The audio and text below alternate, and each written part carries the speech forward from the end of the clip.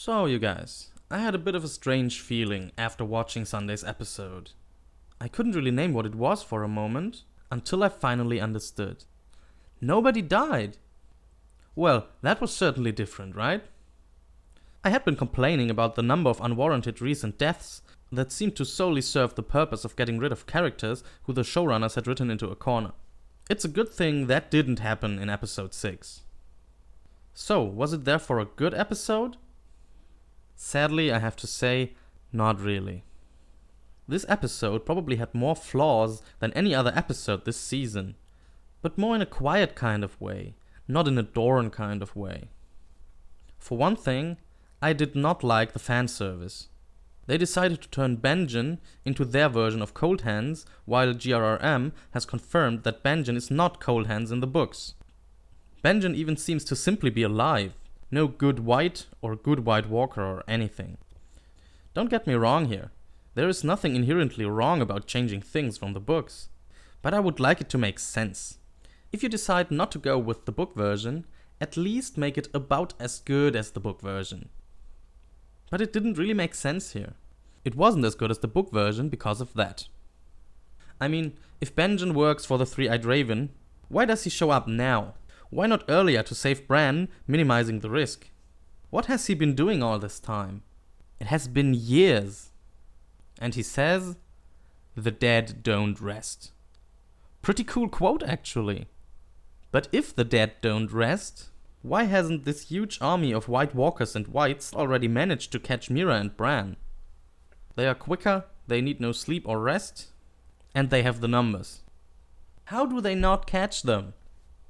And how are they not at the wall by now? The theory is that the wall, like in the books, is not only a huge bulwark of ice, but also a magical barrier against the White Walkers and their powers. If that should be the case, however, why even go beyond the wall at all, and not just simply let them sit there in the snow? There is not even a Horn of Joramun in the show, which might be able to destroy the wall. So either way it's messed up. Either the White Walkers can't successfully attack the wall. If that's the case, Bran is probably the only one who can change that, and should never have gone north of the wall in the first place. If they can successfully attack the wall, however, why not do it already? What are they waiting for? They have an army of the dead as large as they are likely to get without getting south of the wall. They are strong and they are fast. Why not go for it already? What's holding them back? The only reason we can see so far is that Bran needs some time to get to safety. Also, I did not like them hinting at Bran driving Aerys crazy.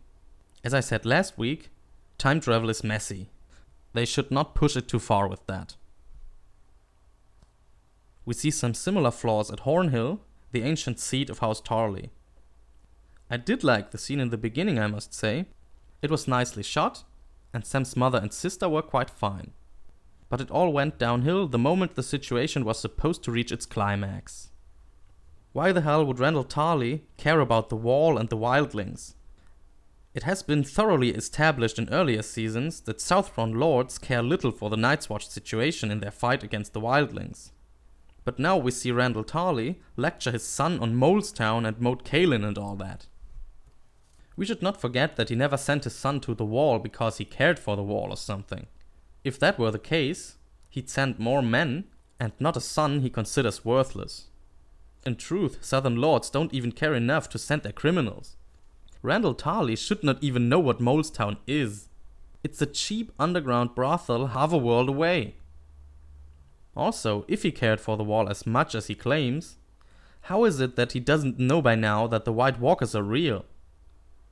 It just doesn't add up either way.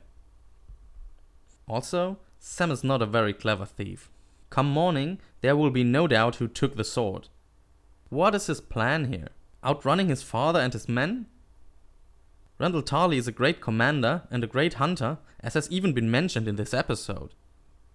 Sam must know that he has no chance, and there is no reason for him to suddenly be that stupid. I mean, his father even knows where he's going, and where he will be able to find him. He would not even have to hunt him down. Looking at the scenes in Braavos, we find similar problems. Braavos lacks depth. It doesn't come across as a proud city-state of its own, but rather as an appendix to Westeros. The world D&D show us feels much smaller and simpler than Martin's world. Most places outside Westeros seem to exist only as a periphery for Westeros, rather than being separate places with their own culture and story. But isn't the rich, dense world part of what makes fantasy great? What also frustrates me about Braavos is the Faceless Men. I mean, what were they thinking? It seems clear that they lured Arya to Braavos on purpose to make her one of their own. Arya didn't so much ask for this as they set it all up. Their training is rigorous and demanding, and its result might not be desirable. Furthermore, Arya was, and more or less is, a child, and a willful one at that.